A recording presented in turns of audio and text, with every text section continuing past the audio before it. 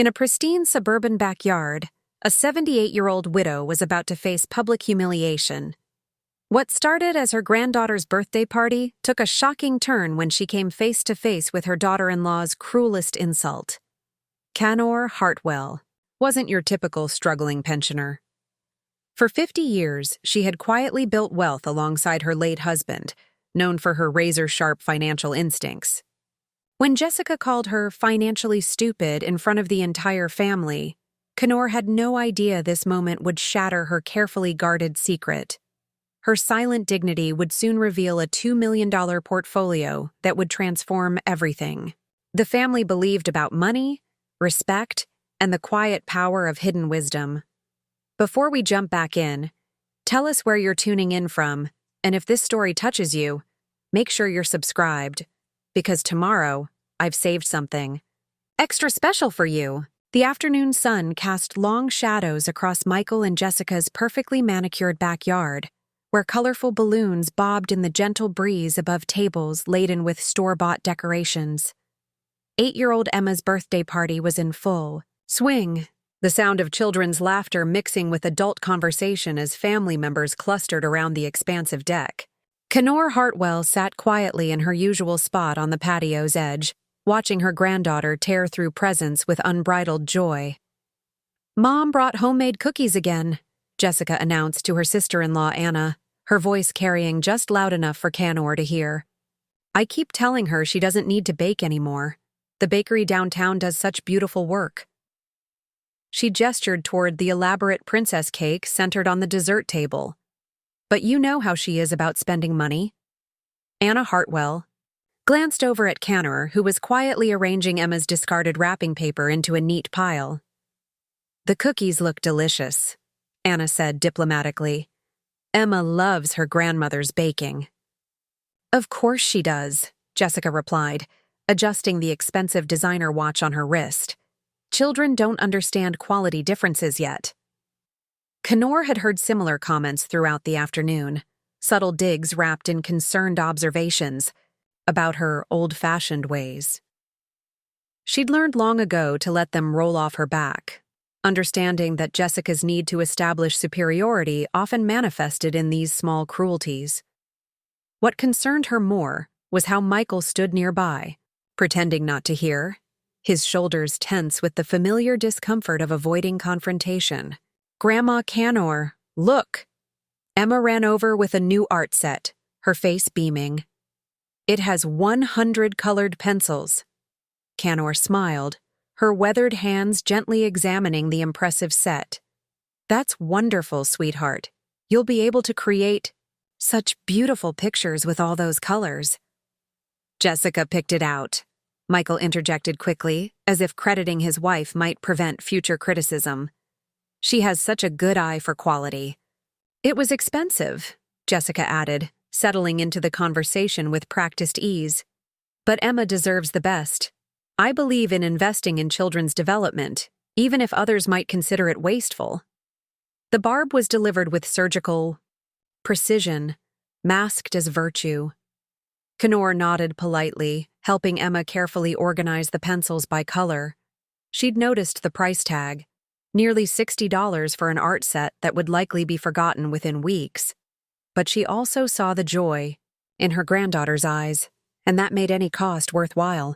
"Speaking of investments," Jessica continued, her voice taking on the tone of someone sharing amusing gossip, "you'll never guess what I witnessed at Morrison's Market today." She paused for effect, ensuring she had everyone's attention.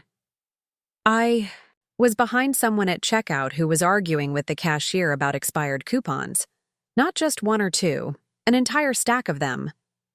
Anna shifted uncomfortably, glancing between Jessica and Canor.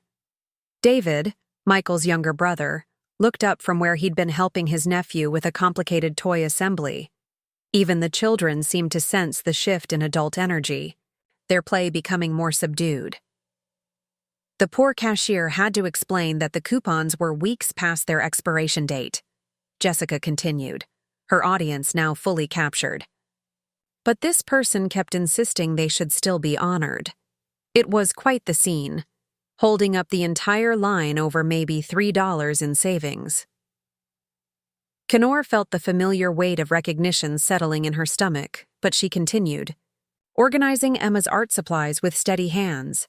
She remembered the incident clearly, the young cashier's embarrassment, her own quiet acceptance when the coupons were declined, the way she'd simply paid full price without argument. Jessica's version bore little resemblance to what had actually occurred. $3, Jessica repeated, shaking her head with practiced dismay. I mean, I understand being budget-conscious, but there's a point where penny pinching becomes, well, embarrassing for everyone involved.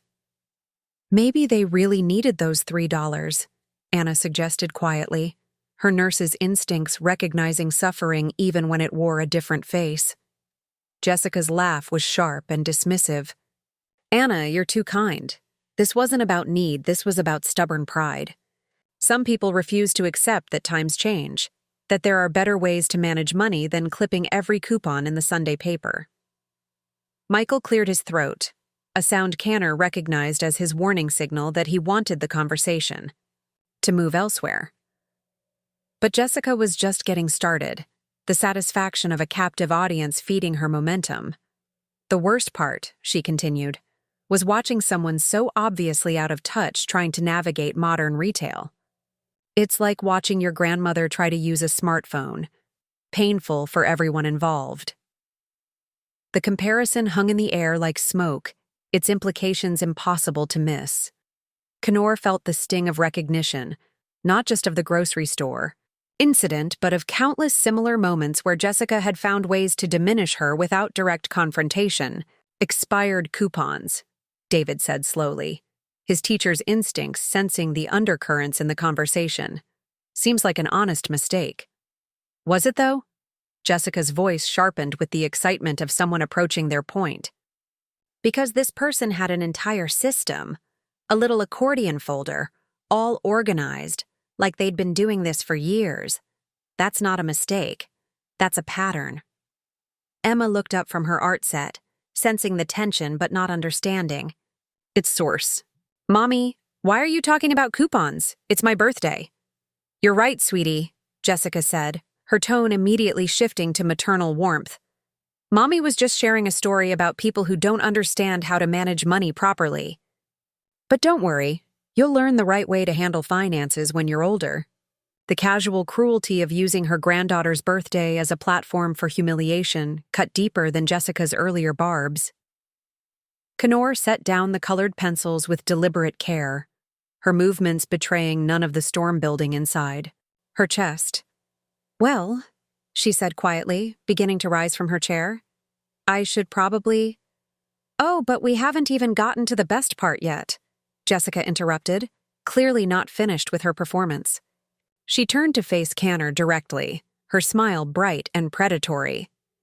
Because after all that drama over expired coupons, this person pulled out an actual checkbook, a checkbook, in 2024. I didn't even know they still made those.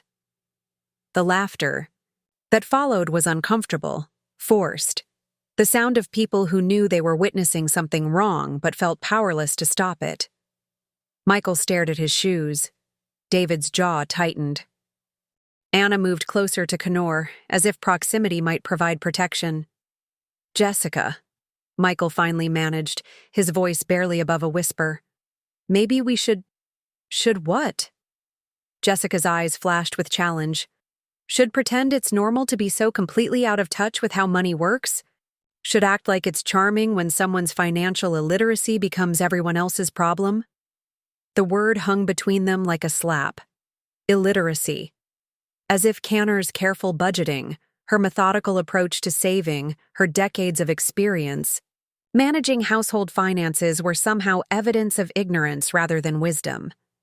Mom uses checks because she likes keeping detailed records, Michael said weakly, the defense too little and far too late. Does she? Jessica's voice dripped, with mock surprise.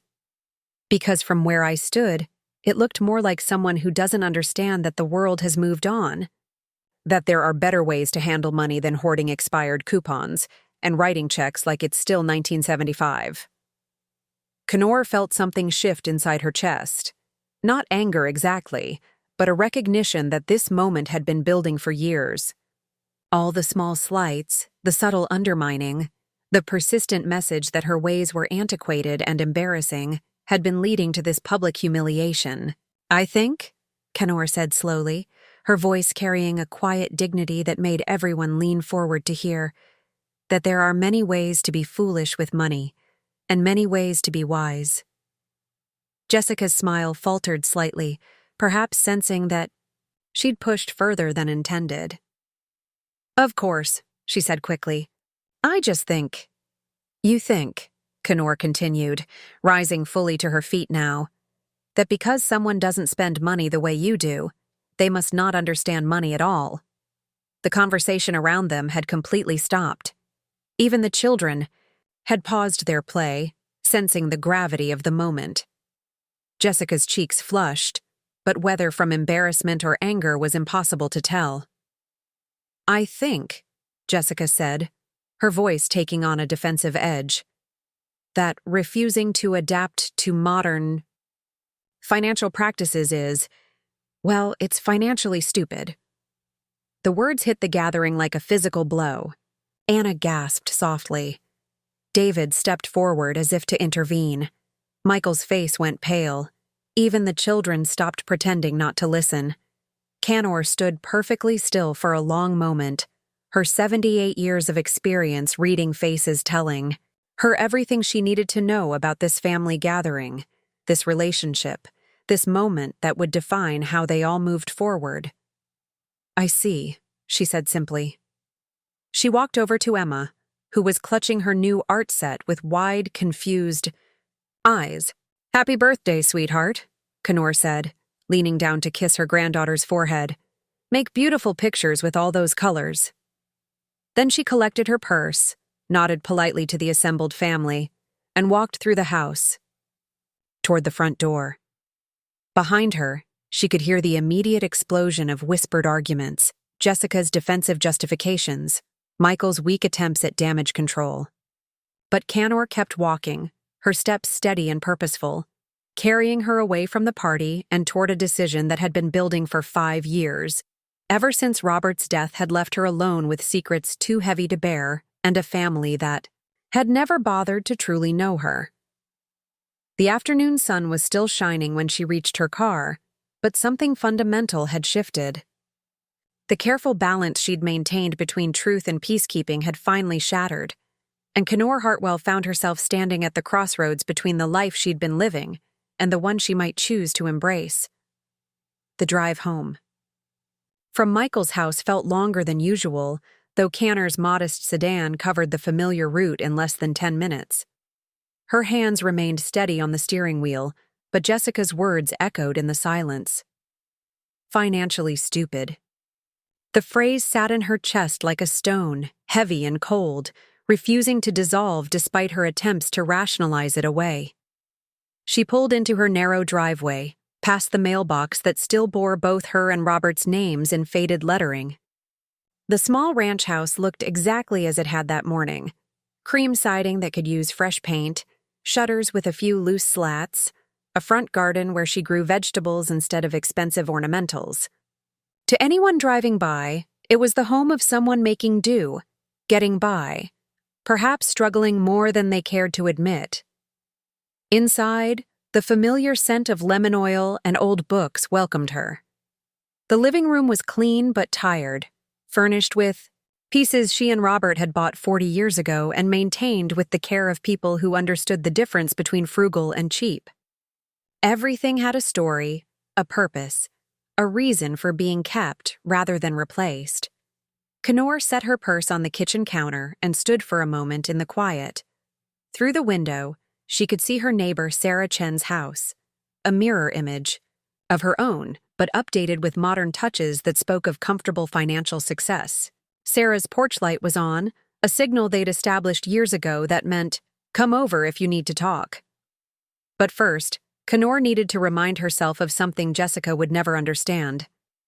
She walked to Robert's old study, a small room, at the back of the house that she'd left, largely unchanged since his death. His reading glasses still sat on the desk beside a leather-bound daily planner from 2019.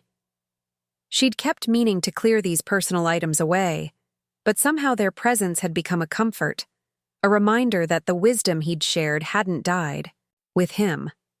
The laptop was hers, though, a necessary tool for managing what Jessica and the rest of the family had no idea existed. Canor settled into Robert's chair, feeling the familiar depression in the cushion where his body had shaped it. Over decades of evening work, she opened the computer and waited for it to boot up, her fingers drumming against the desk with unconscious nervousness. The login screen appeared, Hartwell Financial Management. A name that would have surprised her family, who saw her as someone who balanced checkbooks and clipped coupons, not someone who actively managed a diverse investment portfolio.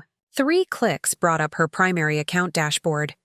The numbers glowed on the screen in neat columns: 2,347, 892. 73. Not quite $2.5 million, but close enough to make Jessica's accusations about financial stupidity seem almost laughably ironic. Canor leaned back in Robert's chair and allowed herself a moment of satisfaction. When he died 5 years ago, the portfolio had been worth just over $8 million. Under her management alone, it had grown by more than $500,000. Not bad for someone who was supposedly too financially illiterate to understand modern money management. She clicked through the various holdings, remembering Robert's voice as he'd explained each investment decision. Diversification isn't about being afraid to take risks, he'd told her during one of their evening strategy sessions. It's about being smart enough to spread them around. Technology stocks purchased during the pandemic dip. Real estate investment trusts that provided steady dividends, international funds that hedged against domestic volatility, municipal bonds that offered tax advantages, even some cryptocurrency, purchased against Robert's more conservative instincts, but proving prescient as Bitcoin had climbed. Each position represented hours of research, careful consideration, and patient timing. Canor might use expired coupons at the grocery store, but she'd never made an impulsive investment decision in her life. A soft knock at the front door interrupted her review. Through the window, she could see Sarah Chen's silhouette on the porch, illuminated by the overhead light. Canor closed the laptop and walked to the door, unsurprised to find her friend holding 2 cups of tea. "Heard it went badly," Sarah said without preamble, stepping inside as Canor moved aside. "David called. He's worried about you." Sarah Chen was everything Canor might have been if she'd chosen to display her financial success openly. At 45, she ran her own financial planning practice, drove a new BMW, and wore designer clothes that somehow never looked ostentatious. More importantly, she was one of only 3 people who knew the truth about Canor's portfolio. They settled in the living room, Sarah curling into the familiar spot on the couch where she'd sat countless times over the past 5 years. Their friendship had begun when Canor, lost and overwhelmed in the weeks after Robert's funeral, had quietly approached Sarah for professional advice about managing the inheritance she'd suddenly found herself responsible for. "Tell me," Sarah said, sipping her tea and watching Canor with the direct gaze that had made her successful in a field dominated by men. Canor recounted the afternoon's events, from Jessica's building commentary to the final devastating accusation. Sarah listened without interruption, her expression growing darker as the story progressed. "Financially stupid," Sarah repeated when Canor finished. "She called you financially stupid.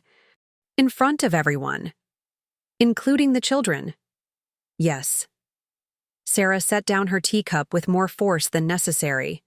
"Canor, you realize how insane this is, right? You're sitting here, hurt by the opinion of someone who probably has more debt than assets. Someone who thinks wealth means spending everything you earn plus a little more. She doesn't know any better. She's 35 years old and works in marketing. She absolutely knows better. She chooses not to know better because it's easier to judge you than to examine her own financial choices." Canor stood and walked to the window, looking out at the quiet street where she'd lived for 30 years. "Robert always said money was private. That displaying wealth was, she searched for his exact words, unseemly.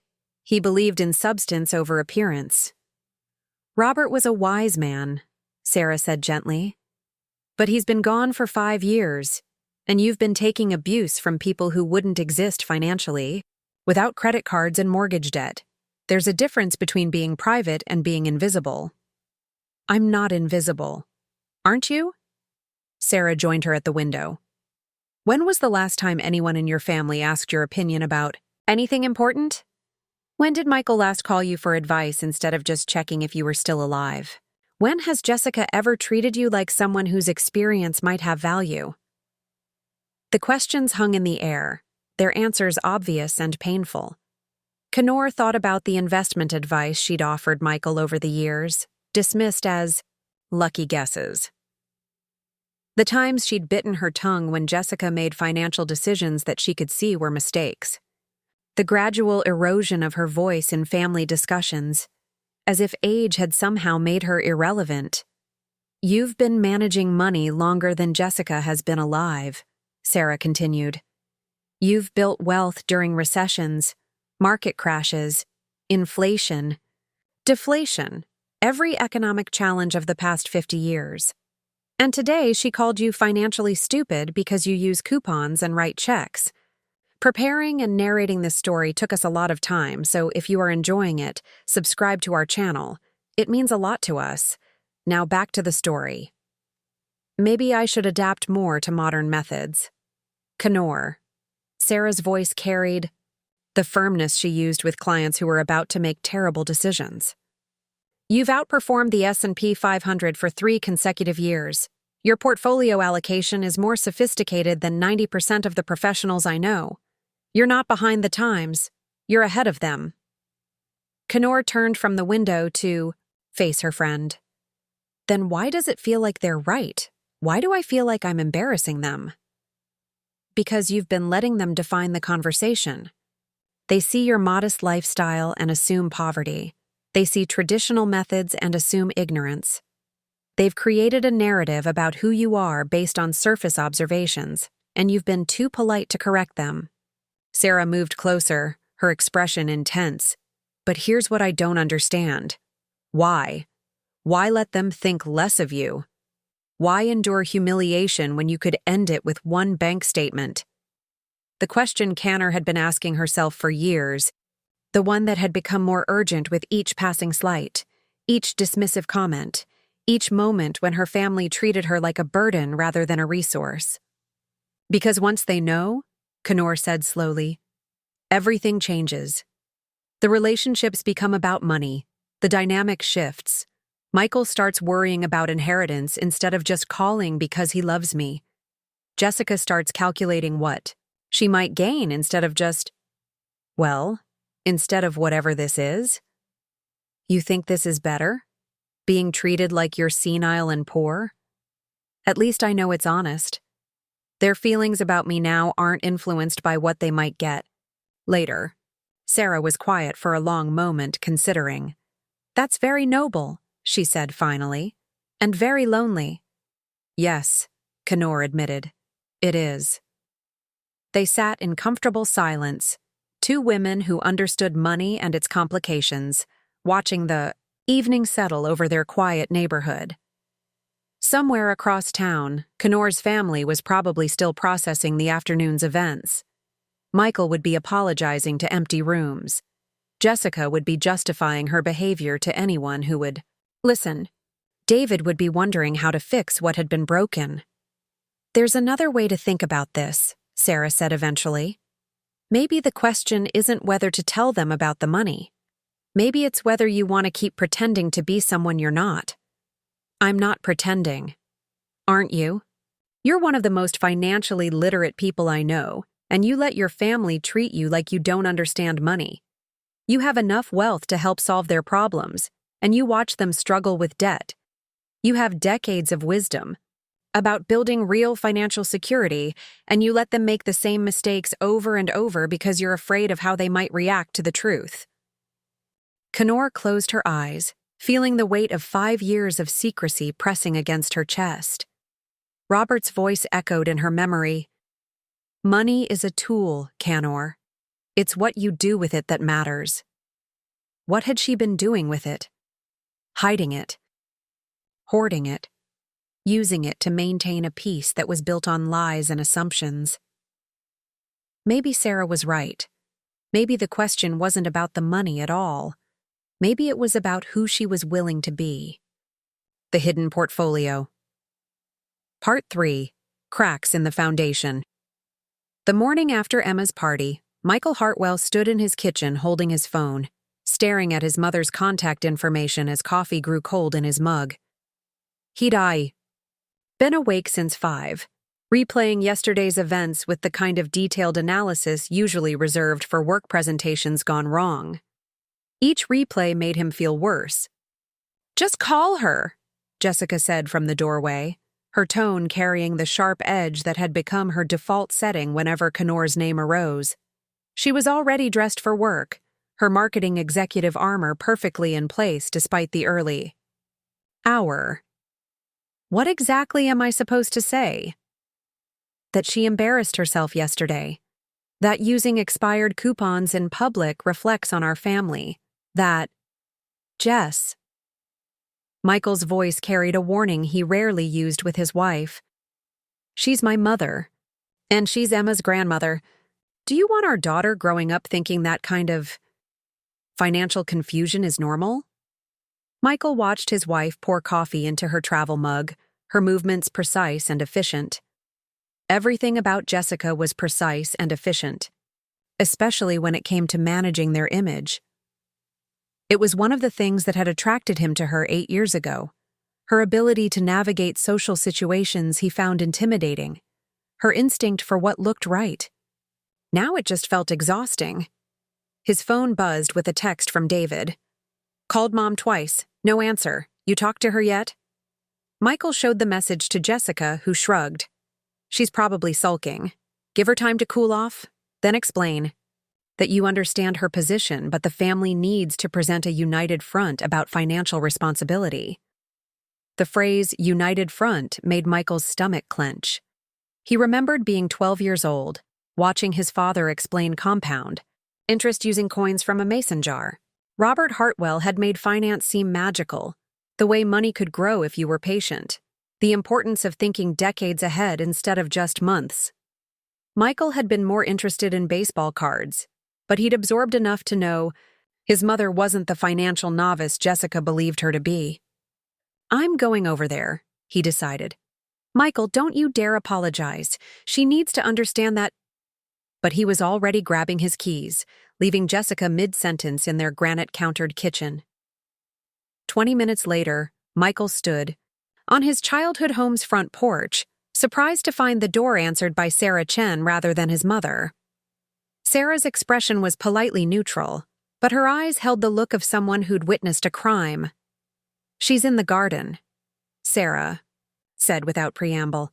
"And Michael, think carefully about what you came here to say." He found Canor among her tomato plants, methodically checking each vine for pests, with the same careful attention she'd given everything throughout his childhood. She looked smaller somehow, more fragile than the composed woman who'd walked out of Emma's party with such dignity. "Mom." She glanced up, her expression guarded. "Michael, you're up early." "I wanted to. Yesterday was—" He struggled for words that wouldn't make things worse. "I'm sorry about how things went." Canor returned her attention to the tomatoes. "Which part are you sorry about?"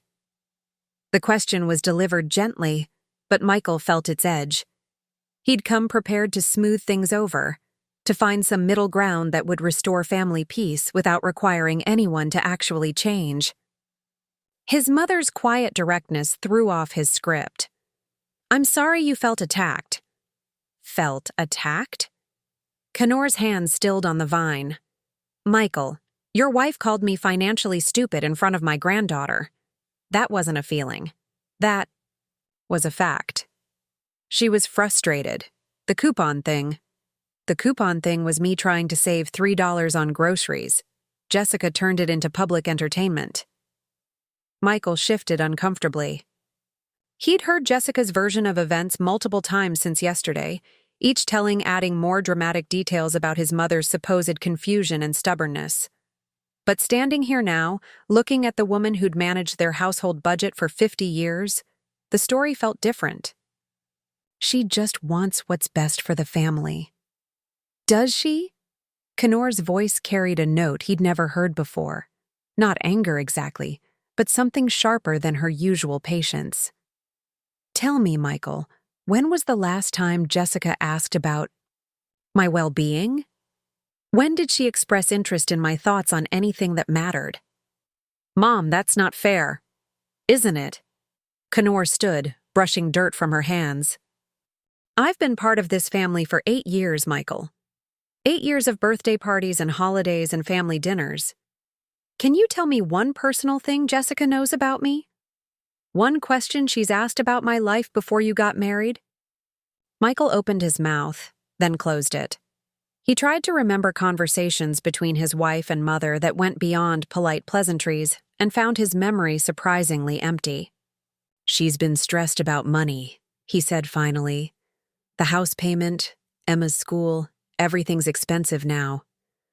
Yes, Canor agreed. It is. Something in her tone made him look closer. His mother was watching him with an expression he couldn't quite read, as if she were weighing something important. Mom, are you okay? Financially, I mean. If you need help. Do I seem like I need help? The question stopped him short. Looking around the garden, he noticed things he'd somehow missed before. The irrigation system was new, professionally installed. The tool shed had been recently painted. Even her gardening clothes, while practical, weren't the worn hand-me-downs he'd somehow expected. I just meant... You meant that because I use coupons and write checks, I must be struggling. Because I don't buy new furniture every few years, or drive a car with all the latest features, I must be in financial trouble. That's not what I... Michael. Canor's voice carried the authority of someone who'd raised him through scraped knees and teenage rebellion. Do you know anything about my financial situation? Actually know, not assume? He realized with uncomfortable clarity that he didn't. Since his father's death, he'd simply accepted that his mother was getting by, that her modest lifestyle reflected modest means. He'd never asked to see bank statements or insurance policies. He'd never inquired about her budget or her needs. He'd never treated her like a competent adult who might have her own financial plan. I should probably get to work, he said, the excuse feeling thin even as he spoke it. Canor nodded, returning to her tomatoes. Give my love to Emma. Tell her I hope she enjoys her new art set. The dismissal was gentle but absolute. Michael walked back to his car feeling worse than when he'd arrived, carrying with him the uncomfortable realization that he'd come to lecture his mother about financial responsibility when he couldn't even balance his own checkbook without Jessica's help. As he drove away, he glimpsed Sarah Chen in his rearview mirror, joining his mother in the garden. 2 women, heads bent together in conversation, looking nothing like the isolated, confused elderly person Jessica had described. For the first time, Michael wondered what else he might be wrong about. The conference room at Riverside Community Center buzzed with familiar voices as Canor entered, carrying her leather portfolio and a thermos of coffee. 6 other women, all between 65 and 80, sat around the oval table discussing semiconductor stocks with the intensity of day traders. This was her sanctuary, the monthly meeting of the Silver Investors Club, where her opinions carried weight and her track record spoke louder than her age. Canor! Grace Thompson waved her over, her silver hair perfectly styled despite being 78. Perfect timing. We're debating whether text correction is buying opportunity or dead cat bounce. Canor settled into her usual seat beside Grace, opening her portfolio to reveal printed charts and handwritten notes. Depends on your timeline. Short-term volatility, long-term value. Spoken like someone who wrote out 2008 and came out ahead. laughed Margaret Chen, Sarah's mother-in-law and the club's unofficial tech analyst. What's your tech allocation now? 18%, reduced from 25 last month. Canor pulled out her allocation chart, neat percentages written in Robert's methodical handwriting style she'd maintained. Moved profits into healthcare, REITs and municipal bonds. Smart hedging, nodded Dorothy Walsh, former bank president and the group's elder stateswoman at 81. I did similar moves in March. Grace studied Canor's chart with sharp eyes that had once run the loan department at First National Bank. Your risk-adjusted returns are impressive. What's your 5-year KGR? 11.7%. Appreciative murmurs circled the table.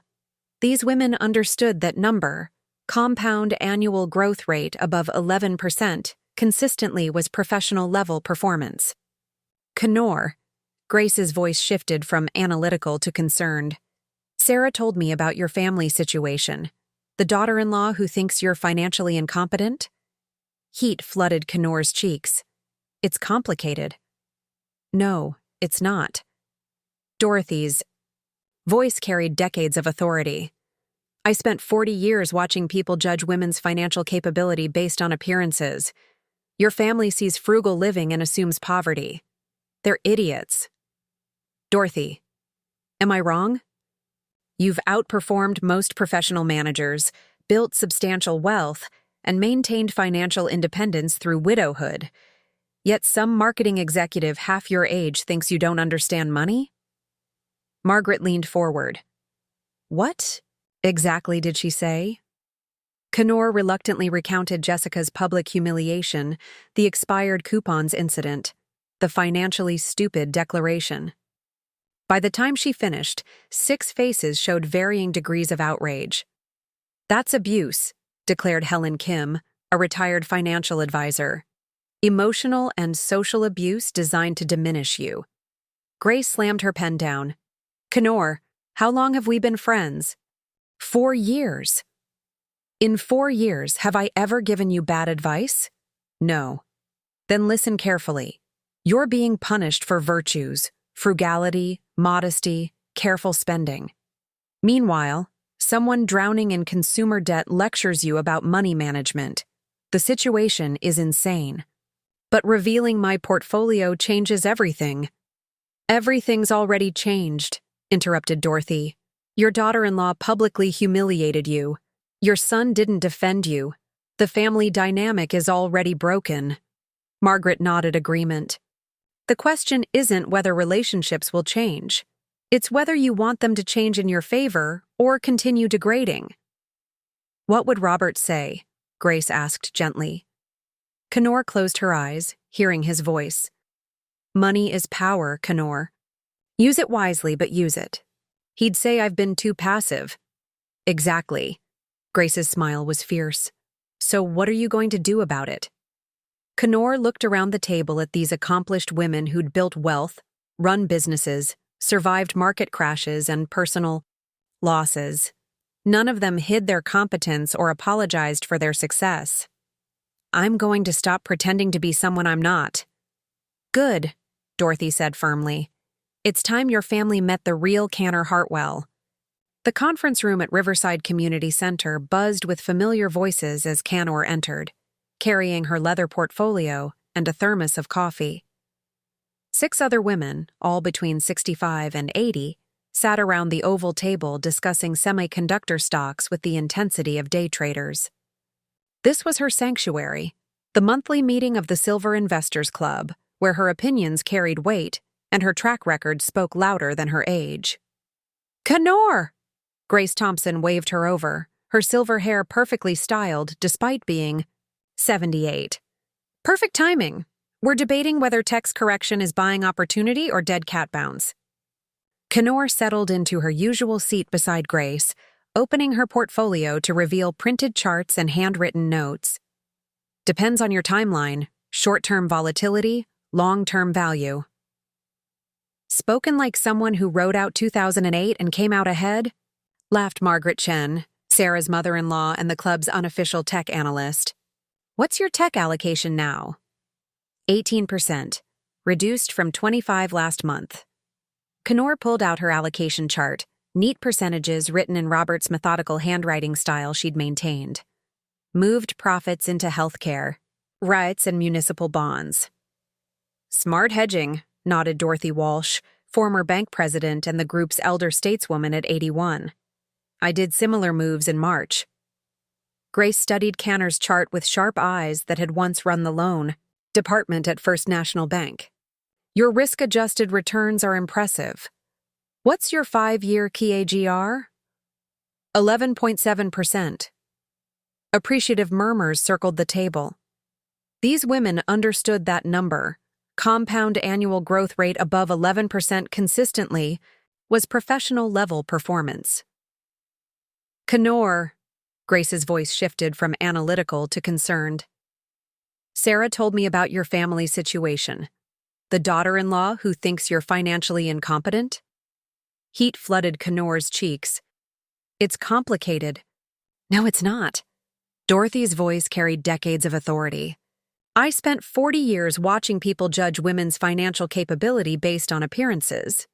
Your family sees frugal living and assumes poverty. They're idiots. Dorothy.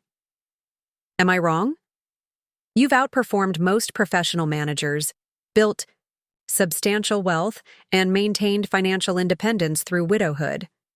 Yet, some marketing executive half your age thinks you don't understand money? Margaret leaned forward. What exactly did she say? Canor reluctantly recounted Jessica's public humiliation, the expired coupons incident, the financially stupid declaration. By the time she finished, 6 faces showed varying degrees of outrage. That's abuse, declared Helen Kim, a retired financial advisor. Emotional and social abuse designed to diminish you. Grace slammed her pen down. Canor, how long have we been friends? 4 years. In 4 years, have I ever given you bad advice? No. Then listen carefully. You're being punished. For virtues, frugality, modesty, careful spending. Meanwhile, someone drowning in consumer debt lectures you about money management. The situation is insane.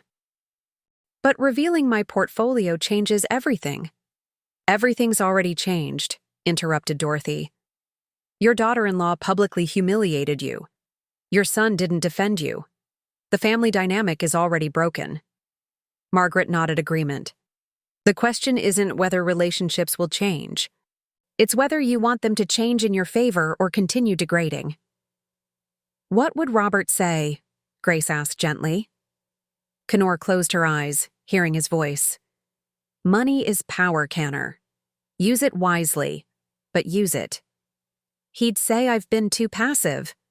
Exactly. Grace's smile was fierce. So what are you going to do about it? Canor looked around the table at these accomplished women who'd built wealth, run businesses, survived market crashes and personal losses. None of them hid their competence or apologized for their success. I'm going to stop pretending to be someone I'm not. Good, Dorothy said firmly. It's time your family met the real Canor Hartwell. The call came at 7:30 on a Tuesday morning, jolting Canor from her coffee and newspaper routine. Jessica's name flashed on the screen, which was unusual enough. They rarely spoke directly, but the time made it feel urgent. Canor? Jessica's voice was strained, lacking its usual controlled precision. I need to talk to you. Can I come? Over? Of course. Is everything all right? I'll be there in 20 minutes. The line went dead, leaving Canor staring at her phone with growing concern. In 8 years of family relationship, Jessica had never voluntarily sought her company, let alone requested a private meeting. Something was seriously wrong. 19 minutes later, Jessica's BMW pulled into Canor's driveway with the kind of aggressive precision that suggested barely controlled panic. Through her front window, Canor watched her daughter-in-law sit in the car for several minutes, gripping the steering wheel and taking deep breaths before finally emerging. The woman, who knocked on Canor's door, looked nothing like the composed marketing executive from Emma's birthday party. Jessica's usually perfect hair was pulled back in a hasty ponytail. Her makeup was minimal, and her designer clothes couldn't hide the tension radiating from every line of her body. "Thank you for seeing me," Jessica said, stepping inside with uncharacteristic hesitancy. "I know things have been strained between us." Canor led her to the living room, noting how Jessica's eyes darted around the space as if seeing it for the first time. Perhaps she was. Their interactions had always been at Michael's house, with Jessica firmly in control of her own territory. "Would you like coffee?" "No, thank you." Jessica perched on the edge of the sofa, her hands twisting in her lap. "I need to ask you something, and I need you to be honest with me." Canor settled into her chair, remembering Sarah's words about people being most honest when they were desperate. "All right. We're going to lose the house." The words came out in a rush, as if saying them quickly might lessen their impact. Jessica's composure cracked, revealing the fear underneath her carefully maintained facade. "The mortgage company sent the final notice yesterday. We have 2 weeks to bring the account current or they'll start foreclosure proceedings." Jessica's voice grew smaller. "We need $8,400. Canor kept her expression neutral, though internally she was calculating. $8,400 suggested they were at least 3 months behind on payments, possibly 4. On a house she knew they'd bought at the top of their budget, trying to maintain an image of success they couldn't afford. "Have you talked to the bank about a payment plan?" "They want the full amount, past due payments plus penalties." Jessica's hands clenched into fists. "Michael doesn't know I'm here. He thinks we can figure something out, but there's nothing left to figure out. We've maxed every credit card, borrowed against his 401k, even took a cash advance on my business credit line." The desperation was real, stripping away years of pretense and revealing the financial house of cards that had been Jessica's perfect life. Canor found herself feeling something unexpected. Not satisfaction at Jessica's comeuppance, but genuine sympathy for someone drowning in debt and pride. "What do you want from me, Jessica?" "I need to borrow the money." The words seemed to cause her physical pain. "I know how this looks, coming to you after everything I said. I know you think I'm horrible, and maybe I am, but Emma can't lose her home because her mother made mistakes." Jessica's voice broke on the last word, tears finally spilling over despite her obvious attempts to maintain control. "I'll sign anything, pay any interest rate you want. I don't have anywhere else to go." Canor studied her daughter-in-law's face, seeing past the tears to the calculating mind still working underneath. This wasn't just desperation, it was a gamble. Jessica was betting that Canor would say no, providing more ammunition for her narrative about her mother-in-law's selfishness. The rejection would become another family story, justifying years of disrespect. "You think I'm going to turn you down?" Jessica's head snapped up, surprised by the directness. No, I'm hoping you'll help." "But you expect me to say no. You've already planned what you'll tell Michael, haven't you? How his financially stupid mother refused to help save Emma's home." The accuracy of the assessment was written across Jessica's face. She'd come here expecting rejection, maybe even hoping for it on some level. It would simplify the narrative, make Canor the villain in their family's financial tragedy. Instead, Canor reached for her purse and withdrew her checkbook. "What are you doing?" "Writing you a check for $8,400. Jessica's mouth fell open as Canor's pen moved across the check with steady precision. "I don't. You can't. Where would you get that kind of money?" Canor tore out the check and held it toward Jessica, who stared at it without moving. "Take it. This has to be everything you have, your entire savings account. Take the check, Jessica." With trembling hands, Jessica accepted the paper, her eyes widening as she processed the amount. $8,400, written in Canor's careful script, drawn on First National Bank. I don't understand. How do you have this much money just sitting in checking? I don't. Then how? It's a transfer from my money market account. I'll move the funds this afternoon. Jessica's face cycled through confusion, disbelief, and the first stirrings of a realization that everything she thought she knew was wrong. Money market account? One of several. The silence stretched between them, heavy with implications. Jessica clutched the check like a lifeline while her worldview crumbled around the edges. Canor? Jessica's voice was barely a whisper. Who are you? Before Canor could answer, Jessica's phone buzzed.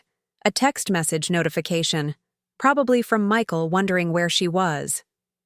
Jessica glanced at the screen, then back at the check, then at Canor with growing alarm. This is real money, real savings. You're not struggling at all, are you? No, Jessica, I'm not.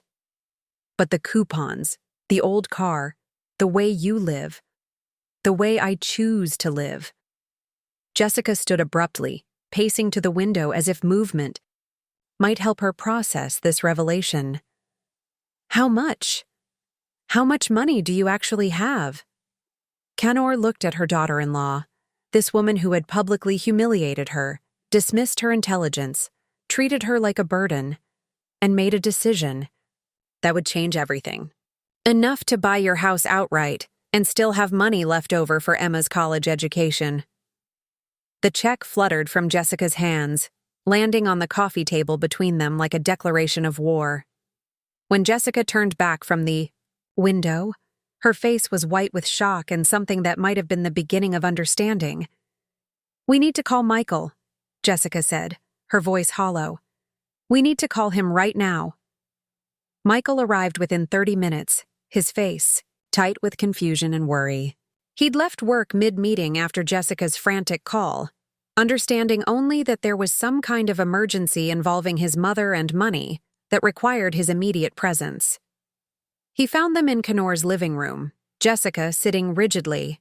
On the sofa clutching a check, his mother calmly finishing her coffee as if nothing extraordinary had happened. The tension was so thick he could practically taste it. What's going on? Michael looked between the two women, noting Jessica's red-rimmed eyes and his mother's unnaturally composed demeanor. Jess said something about the house payment and you having money? Jessica held up the check without speaking, her hand trembling, slightly. Michael took it, read the amount, and felt his knees go weak. Mom, this is $8,000. $8,400, Canor corrected mildly. Where did you get $8,000? The question that had been building for days, weeks, maybe years, finally hung in the open air. Canor looked at her son, this man she'd raised, loved, worried over, and saw a stranger who'd never bothered to truly know her. From my account. What account? Your Social Security goes to checking. Maybe you have a small savings. Michael. Canor's voice carried the authority of someone who'd made a decision and intended to see it through. Sit down. Something in her tone made him comply immediately, sinking into his father's old recliner while Jessica remained frozen on the sofa. Canor rose and walked to Robert's study, returning with her laptop and a manila folder thick with financial documents. For 5 years, she began, settling back in her chair. I've let this family believe I was struggling financially. I've watched you worry about my bills, listened to lectures about modern money management, and endured public humiliation about my supposed financial ignorance. She opened the laptop, its screen reflecting her face as she navigated to her account dashboard. I let you believe these things because your father and I valued privacy. We believed wealth should be quiet, substantial, rather than showy. Mom, what are you talking about? Instead of answering, Canor turned the laptop screen toward them. Michael and Jessica leaned forward, their eyes widening as they processed. The numbers displayed in neat columns. $2.3 million, Canor said quietly. Give or take a few thousand depending on market fluctuations. The silence that followed was absolute. Michael's mouth opened and closed soundlessly. Jessica made a noise that might have been a gasp or a sob. The check in Michael's hand suddenly seemed insignificant. $8,000 from an account worth over $2 million. That's... Michael struggled to form words. That can't be real. Canor opened the manila folder, spreading documents across the coffee table. Bank statements, investment summaries, dividend reports, all bearing her name and increasingly impressive balances.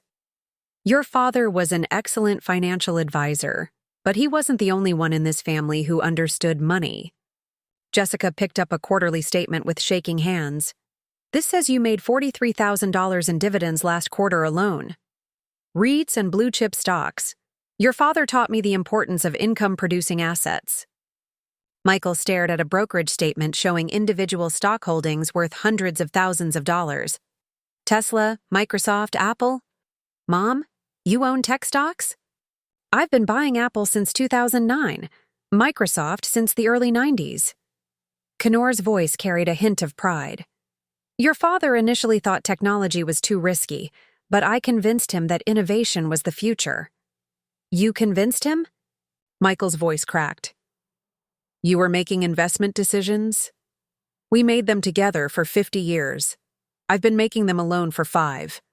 Jessica looked up from the documents, her face cycling through emotions. Shock, embarrassment, something that might have been awe.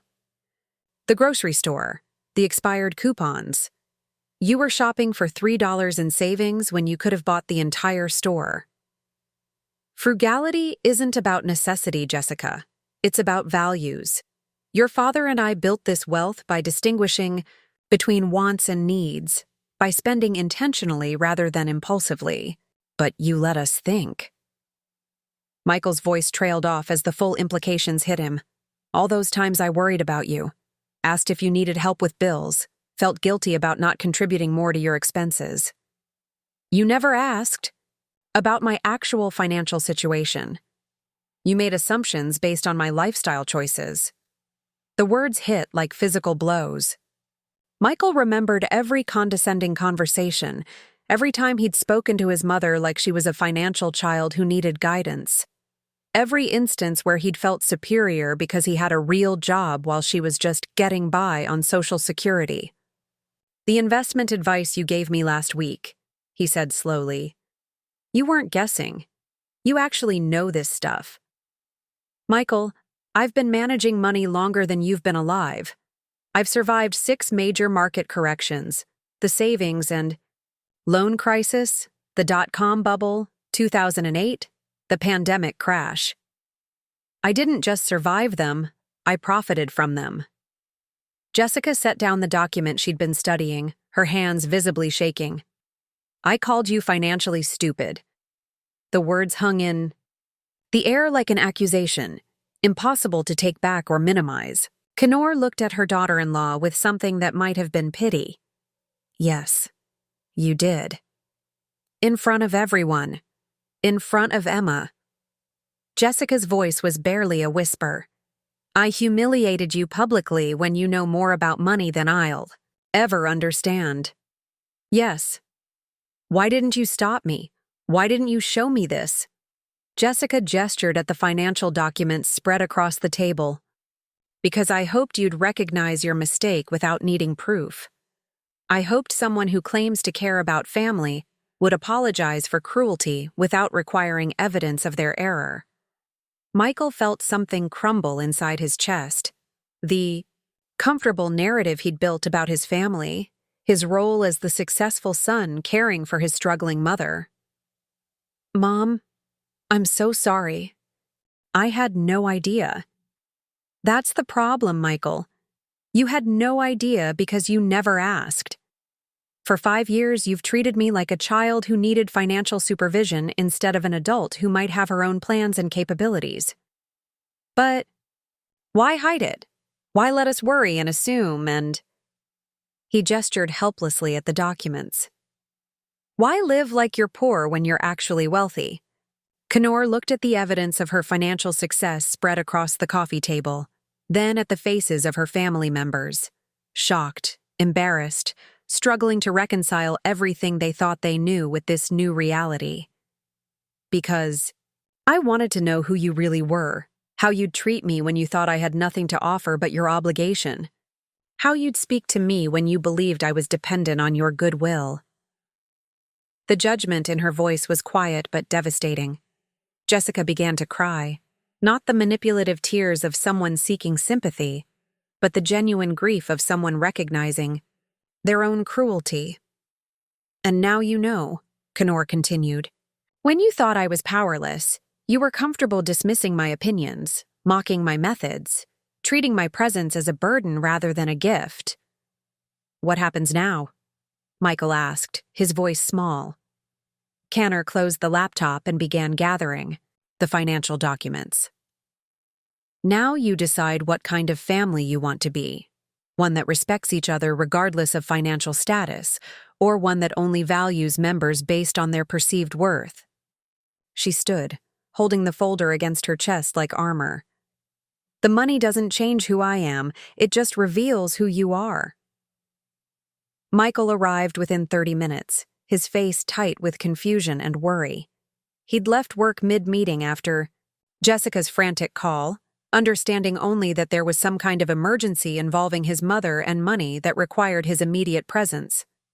He found them in Canor's living room, Jessica sitting rigidly on the sofa clutching a check, his mother calmly finishing her coffee as if nothing extraordinary had happened. The tension was so thick he could practically taste it. What's going on? Michael looked between the two women, noting Jessica's red-rimmed eyes and his mother's unnaturally composed demeanor. Jess said something about the house payment and, you having money? Jessica held up the check without speaking, her hand trembling slightly. Michael took it, read the amount, and felt his knees go weak. Mom, this is $8,000. $8,400, Canor corrected mildly. Where did you get $8,000? The question that had been building for days, weeks, maybe years finally hung in the open air. Canor looked at her son, this man she'd raised, loved, worried over, and saw a stranger who'd never bothered to truly know her. From my account. What account? Your Social Security goes to checking? Maybe you have a small savings. Michael. Canor's voice carried the authority of someone who'd made a decision and intended to see it through. Sit down. Something in her tone made him comply immediately, sinking into his father's old recliner while Jessica remained frozen on the sofa. Canor rose and walked to Robert's study, returning with her laptop and a manila folder thick with financial documents. For 5 years, she began, settling back in her chair. I've let this family believe I was struggling financially. I've watched you worry about my bills, listened to lectures about modern money management, and endured public humiliation about my supposed financial ignorance. She opened the laptop, its screen reflecting her face as she navigated to her account dashboard. I let you believe these things because your father and I valued privacy. We believed wealth should be quiet, substantial rather than showy. Mom, what are you talking about? Instead of answering, Canor turned the laptop screen toward them. Michael and Jessica leaned forward, their eyes widening as they processed, the numbers displayed in neat columns. $2.3 million, Canor said quietly. Give or take a few thousand depending on market fluctuations. The silence that followed was absolute. Michael's mouth opened and closed soundlessly. Jessica made a noise that might have been a gasp or a sob. The check in Michael's hand suddenly seemed insignificant. $8,000 from an account worth over $2 million. That's... Michael struggled to form words. That can't be real. Canor opened the manila folder, spreading documents across the coffee table.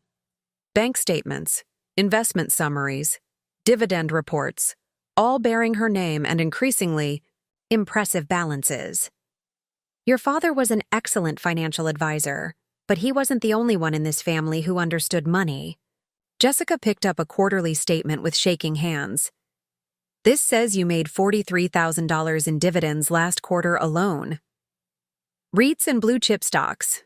Your father taught me the importance of income-producing assets. Michael stared at a brokerage statement showing individual stock holdings worth hundreds of thousands of dollars. Tesla, Microsoft, Apple. Mom, you own tech stocks? I've been buying Apple since 2009, Microsoft since the early 90s. Canor's voice carried a hint of pride. Your father initially thought technology was too risky, but I convinced him that innovation was the future. You convinced him? Michael's voice cracked. You were making investment decisions? We made them together for 50 years. I've been making them alone for 5. Jessica looked up from the documents, her face cycling through emotions. Shock, embarrassment, something that might have been awe. The grocery store, the expired coupons. You were shopping for $3 in savings when you could have bought the entire store. Frugality isn't about necessity, Jessica. It's about values. Your father and I built this wealth by distinguishing between wants and needs, by spending intentionally rather than impulsively. But you let us think. Michael's voice trailed, off as the full implications hit him. All those times I worried about you, asked if you needed help with bills, felt guilty about not contributing more to your expenses. You never asked about my actual financial situation. You made assumptions based on my lifestyle choices. The words hit like physical blows. Michael remembered every condescending conversation, every time he'd spoken to his mother like she was a financial child who needed guidance, every instance where he'd felt superior because he had a real job while she was just getting by on Social Security. The investment advice you gave me last week, he said slowly. You weren't guessing. You actually know this stuff. Michael, I've been managing money longer than you've been alive. I've survived 6 major market corrections, the savings and loan crisis, the dot-com bubble, 2008, the pandemic crash.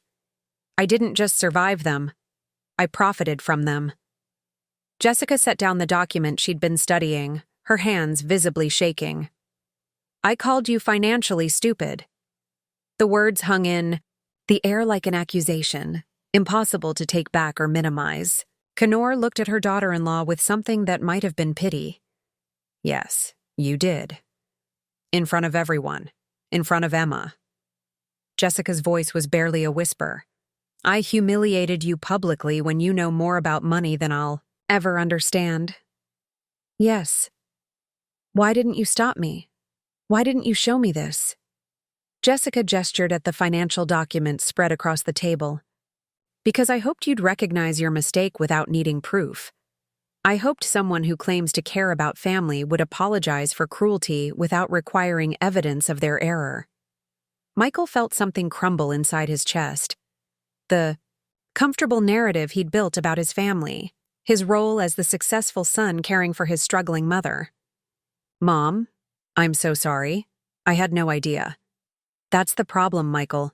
You had no idea because you never asked. For 5 years, you've treated me like a child who needed financial supervision instead of an adult who might have her own plans and capabilities. But why hide it? Why let us worry and assume and— He gestured helplessly at the documents. Why live like you're poor when you're actually wealthy? Canor looked at the evidence of her financial success spread across the coffee table, then at the faces of her family members. Shocked, embarrassed, struggling to reconcile everything they thought they knew with this new reality. Because I wanted to know who you really were, how you'd treat me when you thought I had nothing to offer but your obligation, how you'd speak to me when you believed I was dependent on your goodwill. The judgment in her voice was quiet, but devastating. Jessica began to cry, not the manipulative tears of someone seeking sympathy, but the genuine grief of someone recognizing their own cruelty. And now you know, Canor continued. When you thought I was powerless, you were comfortable dismissing my opinions, mocking my methods, treating my presence as a burden rather than a gift. What happens now? Michael asked, his voice small. Canor closed the laptop and began gathering the financial documents. Now you decide what kind of family you want to be. One that respects each other regardless of financial status, or one that only values members based on their perceived worth. She stood, holding the folder against her chest like armor. The money doesn't change who I am, it just reveals who you are. 3 weeks after what the family had quietly begun calling the revelation, Canor found herself in an unfamiliar role, financial advisor to her own children. Michael sat across from her at the kitchen table, a yellow legal pad covered with notes and questions, approaching his financial education with the methodical intensity of someone making up for lost time. So, the 401k should be aggressive growth until I'm 50? Michael asked, pen poised over his notes. Even with market volatility? Especially with market volatility. You have 18 years until retirement, plenty of time to ride out corrections, and benefit from compound growth. Canor pulled out a chart she'd prepared, showing historical market performance over various time periods. Look at any 20-year period since 1950. Even including the worst crashes, the market has always recovered and grown. It was their 4th such session, each one revealing how little Michael actually understood about the financial concepts he'd been casually discussing for years. He'd approached these lessons with unexpected humility, acknowledging that his assumptions about money had been as flawed as his assumptions about his mother. Jessica wants to be part of these conversations, Michael said carefully, still testing how much forgiveness his mother was willing to extend. She's been different since everything came out. Different was an understatement. Jessica had spent the first week after the revelation in what Anna privately diagnosed as acute shame syndrome, barely speaking, going through the motions of daily life, while processing the magnitude of her misjudgment. When she finally emerged from her fog, it was with a determination to understand and change that surprised everyone, including herself. She's welcome, Canor said, and meant it. Financial literacy isn't about intelligence, it's about education and experience. She can learn. The doorbell interrupted their session. Through the window, Canor could see Jessica standing on the porch, holding a manila folder and looking nervous. It was her first visit since the morning she'd come begging for foreclosure. Money, and the contrast in her demeanor was striking. "Come in," Canor called, and Jessica entered with the tentative movements of someone still unsure of her welcome. "I hope I'm not interrupting," Jessica said, glancing between Michael and the spread of financial documents on the table.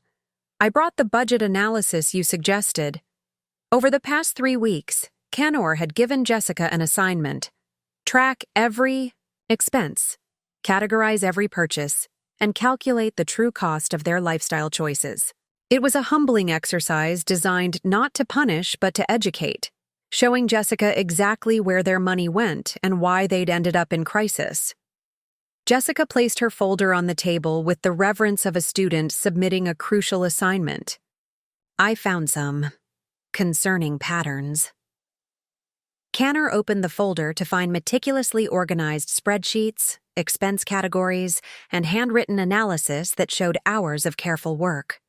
Jessica had thrown herself into the project with the thoroughness that had made her successful in marketing, now applied to understanding her own financial failures.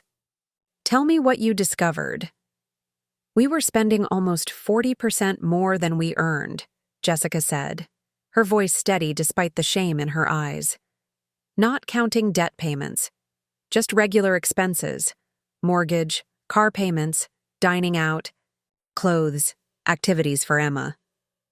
"And how were you covering the difference?" "Credit cards, always thinking we'd catch up next month, or that my next bonus would solve everything." Jessica pulled out a chart showing their debt accumulation over time. "I calculated the interest we've paid over the past 3 years. It's staggering." Michael looked at his wife's analysis, seeing their financial reality laid bare in stark numbers.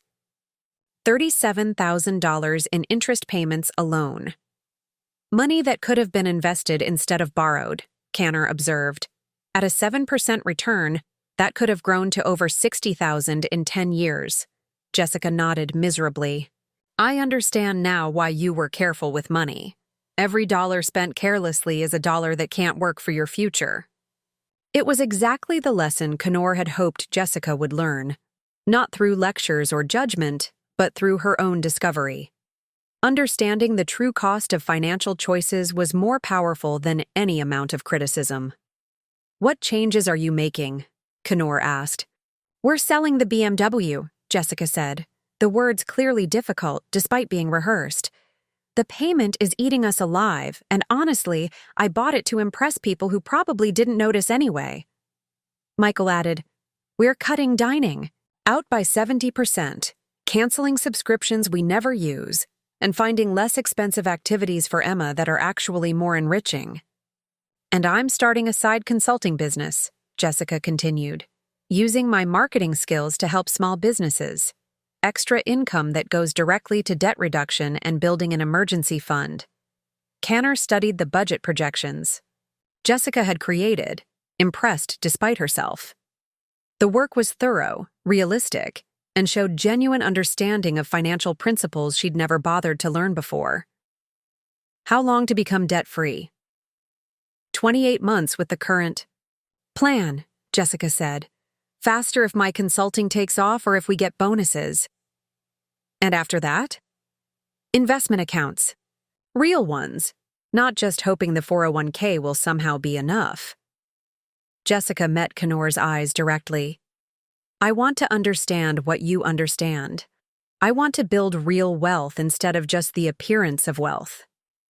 The transformation was remarkable. 3 weeks ago, Jessica had been a woman drowning in debt while judging others for being financially cautious. Now she was creating detailed budgets and talking about long-term investment strategies with the passion of a convert. There's something else, Jessica said, her voice growing softer. I've been thinking about Emma, about what I want to teach, her about money.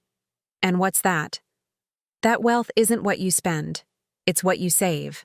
That living below your means isn't deprivation, it's freedom. That the people who look the richest often have the least, and the people who seem modest might have the most. She paused, glancing around Canor's simple kitchen. I want her to understand that real financial security comes from discipline and patience, not from credit cards and appearances. I want her to be like you. The admission hung in the air, carrying weight beyond its words. Jessica wasn't just asking for financial education. She was asking for a fundamental change in values, a complete reversal of everything she'd been taught about money and status.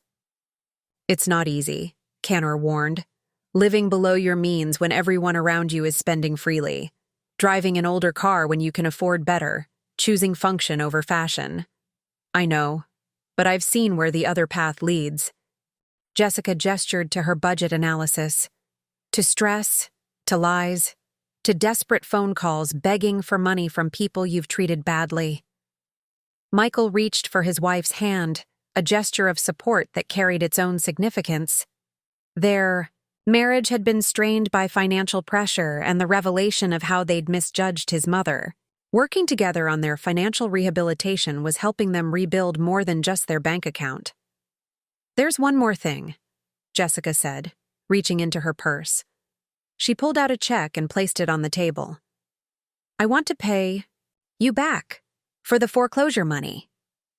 Canor looked at the check, $500, not the full amount, but clearly representing significant sacrifice given their current situation.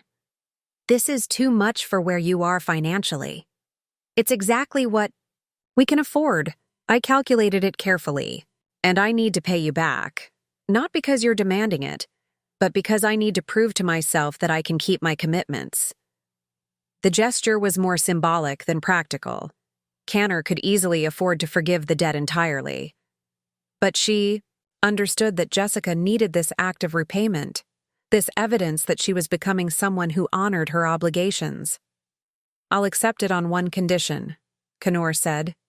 You let me match it in an investment account for Emma's future. Jessica's eyes filled with tears. You don't have to. I want to. Consider it her grandmother's contribution to her financial education. By the time she's 18, compound growth will have turned it into something substantial. And if she wants to learn about investing? Jessica asked. Then she'll have a grandmother who's been managing money successfully for over 50 years. Canor smiled. And a mother who learned it's never too late to start over and do better. As Michael and Jessica left that afternoon, carrying homework, assignments for their next financial lesson, Canor felt something she hadn't experienced in 5 years. Hope for her family's future. Not just their financial future, but their relationships, their values, their ability to see each other clearly and treat each other with respect. The money had forced the truth into the open, but it was what they chose to do with that truth. That would determine who they became as a family. 6 months later, Canor stood in her backyard watching 3 generations of her family gathered around the picnic table, their heads bent over laptops and notebooks in what had become their monthly Hartwell Financial Summit. The scene was a stark contrast to Emma's birthday party where this journey had begun. Instead of tension and hidden resentment, there was genuine engagement and mutual respect. Emma, now 9, sat between her parents with a composition notebook, decorated with unicorn stickers, carefully recording her first investment lessons. Jessica had insisted their daughter understand money from an early age, determined to give her the financial education Jessica herself had never received. Grandma Canor, Emma said, looking up from her notes, can you explain compound interest again? I want to make sure I write it down right. Canor settled beside her granddaughter, remembering similar conversations with Robert decades ago. Imagine you plant a magic seed that grows into a tree. That tree drops more seeds, which grow into more trees, which drop more seeds. Eventually, you have a whole forest from one tiny seed. And money is like the seed? Exactly. The money you save and invest today grows and makes more money, which makes even more money. That's why I could give your daddy money for the house. Because 50 years ago, your grandfather and I planted lots of financial seeds. Emma nodded solemnly, writing money seeds, born compound interest, in her careful 9-year-old handwriting. Jessica watched this exchange with an expression Canor had never seen on her daughter-in-law's face before. Pure admiration. The transformation in Jessica had been remarkable to witness. The woman who had once judged Canor for using coupons now clipped them herself, having learned to see savings as strategy rather than shame. She'd paid off 2 credit cards, built a $1,000 emergency fund, and her consulting business was generating enough income to accelerate their debt elimination timeline. Mom, Michael said, looking up from his laptop where he'd been reviewing his revised 401k allocation, I got the statement from that tech stock you recommended. It's up 18% in 4 months. Short-term gains, Canor cautioned automatically. Don't get excited about volatility. Think decades, not months. I know, but it's hard not to get a little thrill when you see it working. David laughed from across the table, where he was helping Anna calculate whether they should refinance their mortgage. Welcome to the family addiction, Michael. Mom's been getting us hooked on smart investing for months now. It was true. What had started as crisis management after the revelation had evolved into genuine family financial literacy. David and Anna, despite living across the country, participated in video calls during these monthly meetings, their own portfolio growing under Canor's guidance. They'd even started an investment account for their teenage son, teaching him the same lessons Emma was learning. Speaking of addictions, Anna said, closing her laptop with satisfaction, we just hit our goal of 6 months' expenses in our emergency fund. Excellent, Canor approved. Financial security isn't about how much you make. It's about how prepared you are for uncertainty. Sarah Chen appeared through the garden gate, carrying a bottle of wine and wearing the smile of someone arriving at her favorite social event. As one of the few people who'd known Canor's secret from the beginning, she'd watched the family transformation with a mixture of vindication and delight.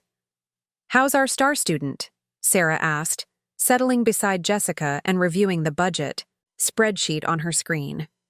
Debt-free in 14 months instead of 28, Jessica announced proudly. The consulting business is doing better than projected, and we found another $300 a month in expenses we could cut without impacting our quality of life. Actually improving it, Michael added. Turns out cooking at home more often brought us closer as a family. Who knew? Sarah studied Jessica's financial projections with professional interest. These numbers are solid.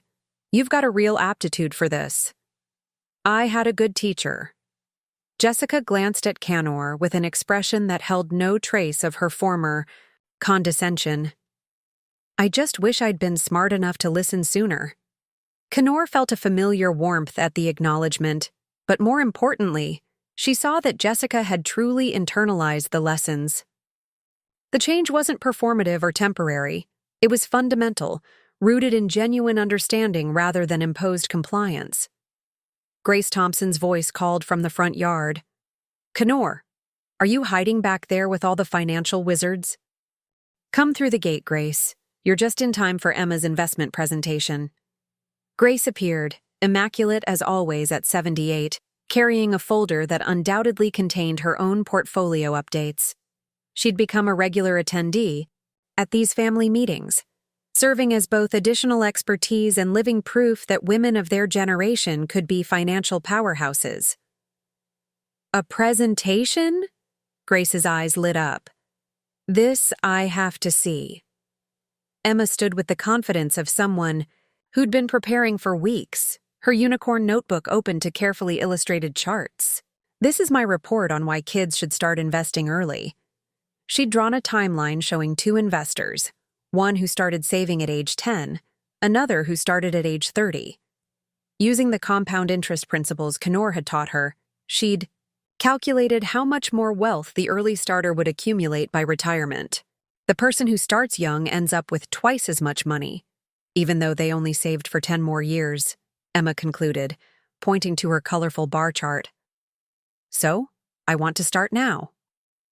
The adults around the table applauded, but Canor noticed that Emma's presentation had affected Jessica most deeply. Her daughter-in-law was staring at the charts with tears in her eyes, perhaps calculating how different her own financial life might have been with this knowledge at age 9. That's exactly right, sweetheart, Canor said, which is why your parents and I have decided to help you open your first investment account. Emma's eyes widened. Really? My own stocks? Your own diversified portfolio, Michael corrected gently. We'll start with a mutual fund that owns pieces of lots of different companies, and every month, you can add money from your allowance and birthday gifts if you want to watch it grow. This is better than getting a pony, Emma declared, causing laughter around the table. Much less expensive to maintain, David observed from the laptop screen, and it'll still be valuable when you're 40. As the afternoon progressed and the family reviewed portfolios, shared investment insights, and planned financial goals, Canor found herself reflecting on the journey that had brought them to this point. 6 months ago, she'd been a woman hiding her capabilities, enduring disrespect, questioning whether revealing the truth would heal or harm her family relationships.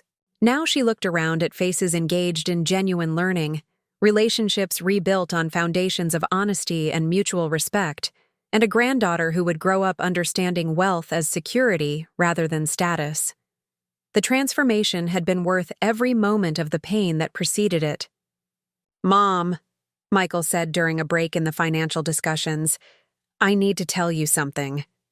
Canor looked at her older son, noting the serious expression that suggested this wasn't about investment allocation or budget adjustments. I've been thinking about Dad a lot lately, about the things he tried to teach me that I was too young or too distracted to appreciate. Michael's voice grew quiet. I realize now that I inherited more than just genes from you both. I inherited an opportunity to understand money and security that most people never get. And I wasted it. For 47 years, I had access to two people who understood wealth building, and I was too arrogant or too lazy to pay attention. I treated your knowledge like it was old-fashioned instead of recognizing it as timeless wisdom. Jessica reached for her husband's hand, understanding the weight of regret he was carrying. We both made that mistake. The point is, Michael continued, I want to honor Dad's memory and your teaching by becoming the student I should have been 20 years ago. I want Emma to see her parents as people who understand money and can guide her, not people who stumble through financial crises. More than that, Jessica added, I want to help other families avoid our mistakes. I've been thinking about using my marketing background to teach financial literacy workshops. Partner with Sarah, maybe, or other financial planners, to help families understand the difference between looking wealthy and being wealthy. Sarah's head snapped up with interest. That's actually a brilliant idea. The demand is definitely there. Most people get their financial education from social media and credit card companies. Would you be willing to help? Jessica asked. Canor. Not as the struggling daughter-in-law who needed rescuing, but as a partner? Your story, our story, could help a lot of families. Canor considered the proposal, remembering Robert's belief that knowledge shared was knowledge multiplied. I think your father would have liked the idea of turning our experience into education for others. As the sun began to set and family members started packing up their financial documents and laptops, Canor found herself alone with Emma, who was carefully putting her investment notebook into a special folder. Grandma Canor, Emma said, are you rich? The question was asked with the directness of childhood, without judgment or expectation. Canor considered how to answer, thinking about the difference between wealth and richness, between having money and having what mattered. I have enough money to take care of myself and help my family when they need it, Canor said carefully. But more importantly, I have knowledge about how money works, and I have a family that loves and respects each other. That makes me very rich indeed. Emma nodded as if this explanation made perfect sense. I want to be rich like that too. You will be, sweetheart. You're starting with advantages I didn't have. A family that talks honestly about money and time to let compound interest work its magic. As Emma skipped toward the house to help clean up, Canor remained in the garden, watching the last light fade from a day that had begun with financial lessons and ended with something much more valuable, the restoration of family bonds that had been tested and strengthened through truth. She thought about Robert, about the portfolio they'd built together and the wisdom he'd shared that she'd finally found the courage to pass on. The money had been important. It provided security and options and the power to help when help was needed. But the real legacy wasn't the $2.5 million sitting in various accounts. The real legacy was Emma's investment notebook, filled with careful notes about compound interest. It was Michael's transformation from someone who feared market volatility to someone who understood it as opportunity. It was Jessica's journey from financial denial to financial wisdom. It was a family that had learned to see each other clearly and value each other completely, regardless of bank balances or appearances.